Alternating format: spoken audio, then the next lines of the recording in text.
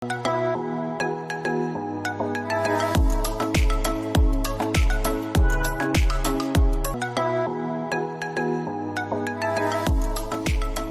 viewers, today I have a very interesting topic of Bollywood. Now Bollywood is from India, and that too specifically to the city of Mumbai. It came about to be in the year 1934, I guess, when Bombay Talkies was established in Malad, a suburb of Mumbai, by Himanshu Rai and Devika Rani.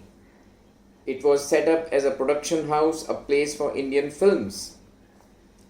Of course, thereafter, in so many years, there have been so many production houses in the city, and the industry has become one of the biggest in the world. I mean, in terms of films, I guess, today, Mumbai produces the maximum number of films, and the history of Bollywood has been by and large very nice indeed, very great, a super entertainer.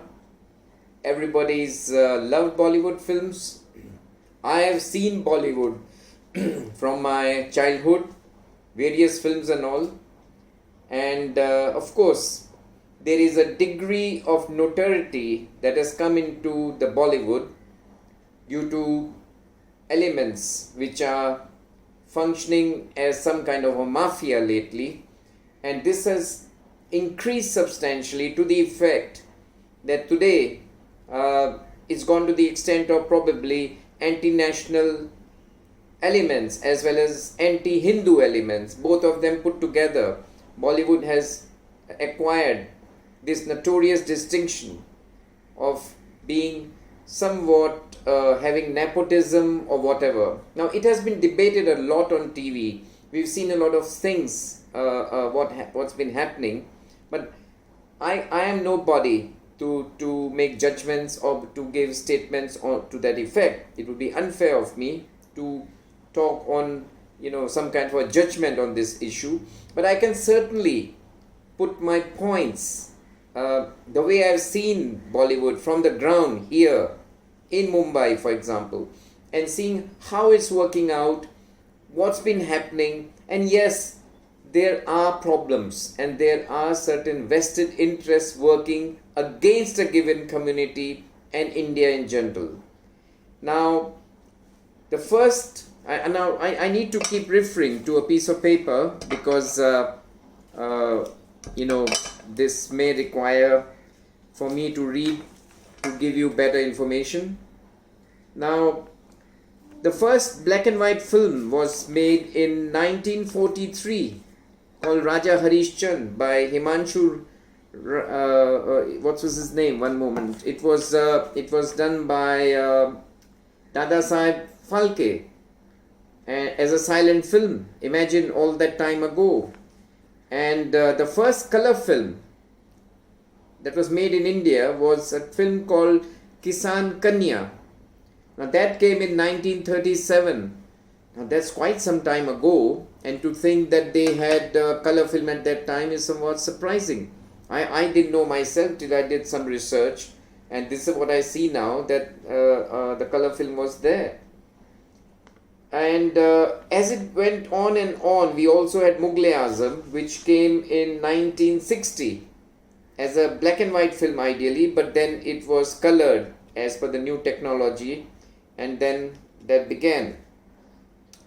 Now, we have Bollywood to say from Mumbai, but then we also have industry, the film industry in two major cities, which are known as Tollywood, Tollywood from Calcutta, and we have Collywood from the south. I would have thought the place in Chennai called Kodambakam leads to the K, and hence Collywood, and in Kolkata as they call it now, it's from Tollygunj perhaps, that is called Tollywood, but I'm not sure about it and I've not done much research on it because I can't have long videos. So I'll just come to the point as to what I'm up to today and what I intend to say. Now, in the, as I see here in my notes, Pakiza, which was another hit film, it came in 1981, okay, and we noticed that, you know, while initially the film industry was quite secular and we had great production houses that have existed in Mumbai, like Rajshri Productions, who are well known for some of the best films, who have launched Salman Khan in Maine Pyar Kiya, and they are supposed to be a very professional setup with no casting couch or taking advantage kind of situation. Now that's now missing in Mumbai. That kind of professionalism is gone. We've seen a gradual kind of a gang operating in the Bollywood industry where a particular community is targeted. Now this is a bit sad and I don't like it because we've grown up with all the 4Ks as we call them. You know who they are. I need not name them, but you know who they are. And they've acted superbly in most of the films.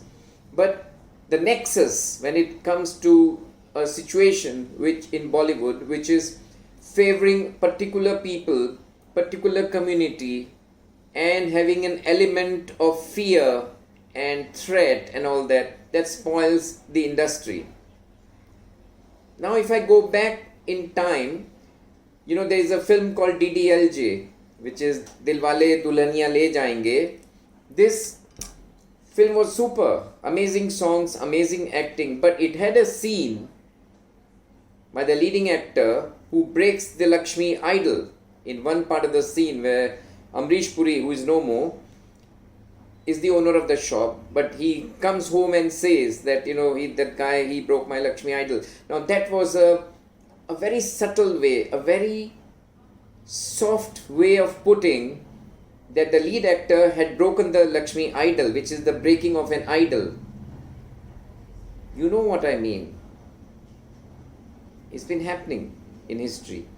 So they showed that. And the majority community, of course, took it as a work of art without realizing what the truth is. There is a film that was made many years ago and it was one of the leading actors had performed, and there is a scene outside he's outside the temple where he's complaining to God that my mother rubbed her forehead on your platform here so many times, but she never got anything except sadness and misery, and that I never came to your temple, but today I'm coming to ask for something, but indirectly implying that this Hindu god had not really cared for his devotees. This scene again is a subtle, soft way of saying that the Hindu gods aren't performing. The devotees come there, but they don't get what they ask for. That is another way that Bollywood has hit our Indian culture and hit our religion. And people don't know. They think he's just talking. But this is where the directors, the script writers and all are probably under some kind of a pressure to put such scenes in a subtle way because of the finance involved. And they can't do anything. They know they don't like it. It would be unfair, but they do it because they say, look, it has to be our way, the way we expect it to be. In another film, for example, they show fun being made of our priests or the sadhus as we call them, you know, making fun of them. And there's another scene in a Bollywood film where there are three guys standing. One is the villain, one is a simple guy who is suffering, and there is a priest, Hindu priest. And the villain asks the priest, how long is this simple guy going to live? What's his life like? And the Hindu priest says, sir, he may live up to 70 years. The bad guy, the villain, takes a revolver and shoots the priest. He shoots the simple guy and he tells the priest that, look, You are talking rubbish. He's dead. Again implying that the priest is a liar. And since they're Hindu priest, that's an indirect insult to Hindu religion. This is how it's working in a very soft and gradual way of demeaning the faith.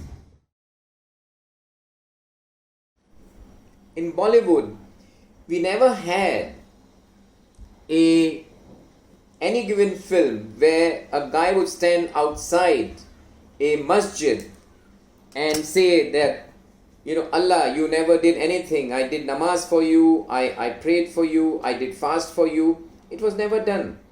Now you will wonder why. It was never done. But they did it to the Hindu faith. Now one reason could be that Hindus are very matured society. Our maturity is of 10,000 years. We are matured old people, so as to say, that religion is important to us, but not to the hilt, that we go violent or on the smallest provocation or anything. We accept fun making a little bit. And we accept if somebody has an alternate opinion. But we don't go violent, we don't start hitting, killing, or creating riots and you said this and you said that, change the name of the film, change this, that. That maturity gives an advantage to the producers, knowing the Hindu community particularly would not react and would not say anything, so they can play on it. And that's what they are doing. And the Hindus who support the films, who go and see the films, do not realize the subtle message that's going out. They think it's a creativity, it's an art. I immediately come to a person called Maqbool Fida Hussain, a painter, an acclaimed painter who had the audacity of painting our Hindu goddesses in the nude. And all the secularists and all the great performers and all the leading actors of India, they said, oh, he's great. When it was objected to, there was a ruckus created that how can you feel bad? That's an art, a creation. My question is very simple. Maqbool could have painted, considering his faith, what he belonged to, his own god in the nude. Why he had to paint Hindu gods in the nude? Because if he had done so, if he had painted his own god in the nude, he would have been killed or he would have been murdered or there would be riots. But Hindus maintained their maturity of not reacting violently and suddenly protests and processions and all that, the way it's done, and rah rah rah rah, ting tong, hit beat. No, they didn't. Hence he got away with it. And he ran away to England, saying he's unsafe in India. For all the time and everything fame he had here, in the end, he betrayed our country. Although he wasn't reprimanded to the extent he should have been, we didn't hold him, but he ran away. And he insulted India when he went out. He said he's not safe in India. Now we have many actors in India, of course, from Bollywood, who say they are not safe here. They earn their fame, name, game, everything in India. But when it comes to dedicated situation for India, they say it's no good. You see, the lobby of a particular faith is so strong that when Benjamin Netanyahu came as an honored guest of India, he said he would like to interact with Bollywood people. Very appropriately, Bollywood has a very famous name everywhere. And you know what happened? The Bollywood fraternity of a particular faith, they refused to attend the function of Benjamin Netanyahu. Why? Just because he's Jewish? Why? Because this group of Bollywood, which is in India, are they from Palestine? Are they from their passport holders? No, they belong to the secular system of India. They belong to the passport which is blue in color, which doesn't identify in terms of religion. They ignored him, showing their jihadist attitude, their hate for India, their hate for our faith, and their hate for a visiting dignitary who is our best supporter in terms of defense, armaments, technology, for which these guys are taking all the benefits. These guys are getting those benefits, but they insulted him. That's Bollywood for you, which is not acceptable. Either they change, or the people in India who have already begun denouncing will not accept this situation. Of course, there have been few developments which have been very serious in the last 2 years, particularly with the death of some of the more promising actors and actresses. Jia Khan, one of them, we don't know how she died. I mean, it remains a mystery. People are trying to identify. Or Sushant Singh, we don't know what circumstances were there. But then again, as I said, I can only bring information. I'm nobody here to make judgments. But that led to a lot of investigation, and a lot of things came out of the bag which were hidden for 20 years. Suddenly we find the ED, it is investigating the drug matter. Why were they quiet for 20 years? Did it take a lot of people to die and commit suicide for them to investigate? There is a lot that doesn't meet the eye. Silence was maintained for a certain reason. But when things overboiled, things came out, they had no choice but to build a case. And it was built. And once the heat has dissipated and these things have gone, it will be forgotten once again and put in the bin, much to the relief of some of the mafia that exists in Bollywood. They must be having a sigh of relief. Never mind, they've gone. Now I need to touch upon a very important aspect of Bollywood. In the last 25 to 30 years, there is a particular gang in Bollywood which has encouraged only actors of a particular faith to be the male actors. Okay? If the actor was from the majority faith of India, they wouldn't let him in. At the same time, they let maximum majority women actors, female actors into Bollywood. But they wouldn't let the minority faith women whom I'm referring to, you know what, I don't wish to name them, but they did that. They would tell them not to act. This happened to an actress. I tell you the name. It was, I'll come to it perhaps if I can't find it, but it was a very nice actress called Wasim. I'll get the name for you, never mind, in a minute. But this has been happening. Bollywood has encouraged male actors of a particular minority faith and female actresses of the majority faith. This is to ensure a maximum supply of the majority faith women in the industry. And as we know, there is advantage taking. So their women, the minority faith women are safe. The majority faith women remain gullible. This has been going on discreetly. And there have been many minority faith women who've been asked to leave the industry, not to join it. Why? There have been so many promising actors from the majority faith, they wouldn't let them in, wouldn't let them succeed. But for maybe a couple of them here and there, whatever succeed in recent time, I'm not referring to the older time, don't refer to the actors who are above 50, 60, whatever, forget that, I'm talking of recent times. This is happening in Bollywood. They've been doing it for a long time now. And it's not acceptable. They have to be fair. Very fair indeed. There are so many gullible girls who come to Bollywood. The thing is, what you see on the screen is such a goody-goody kind of a situation. The male actors are so nice, they are perfect human beings. The actresses are God, they believe in God, they are such, loving people. They are sweet, they are honest, dedicated. What you see on the screen is what people imbibe as being the culture and the way the industry is. And there are so many girls from all over India, even from abroad, who come to Mumbai to act in the films. Little do they know, there's a vicious devils here waiting lurking like this, to pounce on them and to take them on the wrong path, showing them the dark side, not letting them in at all. into the system, but keep them out and convert them into other beings, the undesirable beings, in which could include, a lot of bad things, of course. And these poor beings, whether they are men or women, they get stuck in the quagmire of this evil system.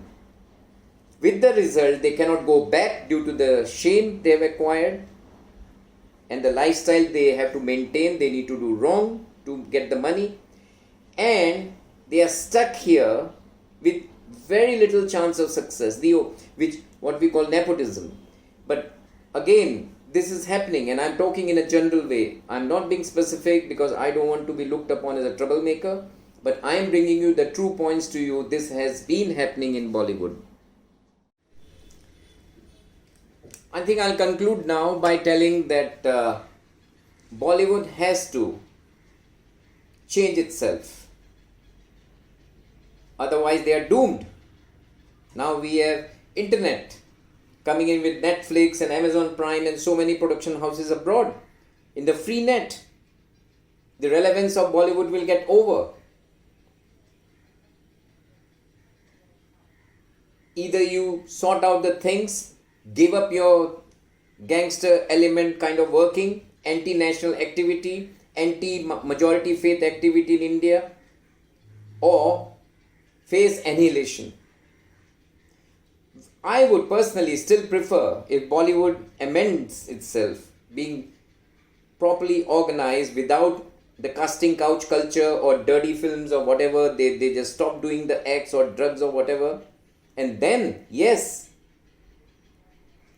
you see, Bollywood forms a kind of, is an industry to Mumbai, Maharashtra state, gives a lot of revenue as well, a living to so many people, right from autos to the dressmakers, to the clothing industry, to sets, event management, thousands and thousands or lakhs of people are getting employed due to Bollywood. But it needs to remain within the limits of decency and not taking advantage of women. You say Bharat Mata on TV and you say Bharat Mata in films, but when it comes behind the doors, you're doing something else. This cannot continue. You're insulting the very women which India is proud of when we say Bharat Mata. And we've got women as our gods. Don't make fun, Bollywood, of our Hindu gods. Women particularly.